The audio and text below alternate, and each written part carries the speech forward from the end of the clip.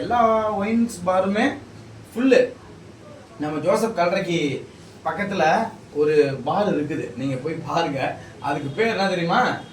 சொர்க்கம். என்னது? சொர்க்கம். அட பாவிங்களா, இந்த பாருக்கு சொர்க்கம்னு பேர் வச்சிருக்காங்கய்யா. அதுக்கு என்னன்னு பேர் வச்சிருக்கணும்?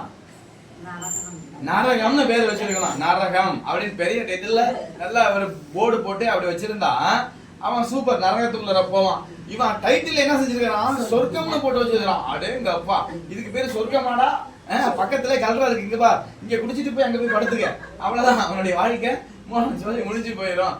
அப்படி ஒரு சூழ்நிலையில தான் நம்ம பார்க்கிறோம் சகோதரமே. ஆகவே எதை செய்யக்கூடாது அப்படின்னு ஆண்டவர் சொல்றாரோ அதைத்தான் இந்த மனிதர்கள் செய்வாங்க. ஆகவே இந்த பிள்ளைகளுக்காக நம்ம ஜெபிப்போம். போதை வஸ்துக்கள் இல்லாத ஒரு சமுதாயத்தை ஆண்டவர் நமக்கு கொடுக்கணும். பல பிள்ளைகளுக்கு ஆண்டவர் அறிவை கொடுக்கணும், ஞானத்தை கொடுக்கணும்னு நம்ம ஜெபிப்போம்.